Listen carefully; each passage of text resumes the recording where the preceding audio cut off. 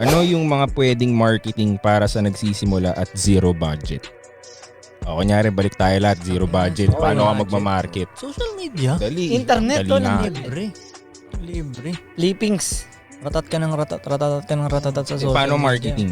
Post Social ka ng media, post, picture, video, lahat na Araw-araw, pwede mong gawin. men. I-document mo lahat. I-document mo lahat. Huwag ka mag-create, sabi ni Tito Gary, huwag ka mag-create, i-document. Okay. Parang, kasi mag-create, isip-isip ka pa di ba? Oo. Right. Document mo lang, pati mali mo, makita nila, ganun. May nakaraan may kausap akong producer. Okay.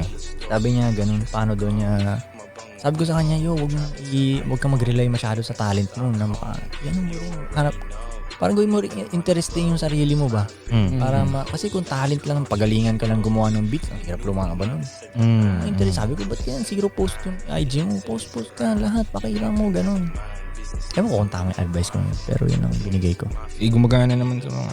Baka sa akin lang kasi gumagana. Paano yun, tol? May ibang tao rin kasi na hindi sila interesting. O lahat pwede maging interesting. Actually, lahat no? Depende kasi O tol, lahat paano. Lahat pwede bang lahat maging interesting na? Oo, pwede.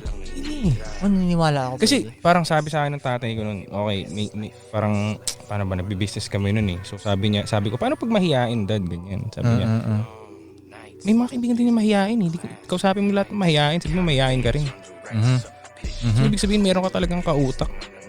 Meron din magiging interesado sa'yo kahit gaano ka boring. Yeah. May tao ring boring eh. Yeah, totoo. Out of 7 billion, meron ka pa rin. Dami ng tao dito, no? Oo, meron talaga eh. Basta ipakita mo. Or ito pa, like naisip ko, halimbawa yan, si Pudong.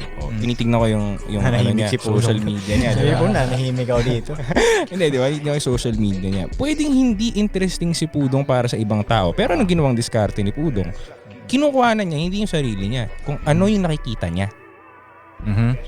Okay. Hindi mo naman kailangan i-subject lagi sarili mo eh. Okay. Diba? Kung hindi ka interesting, edi nakikita mo. Yung nakikita niya, no? Oo. Interesting yung nakikita niya. So, pag ganitong Yes. camera, no? Yes. POV. Diba? So, ang i-market mo yung iba. Parang kami, ang minamarket natin, si Bugoy. Diba? Hindi naman tayo ba? Diba? Sa daily flight, si Bugoy ang minamarket. So, kung hindi ka interested, Market nga din tayo. diba?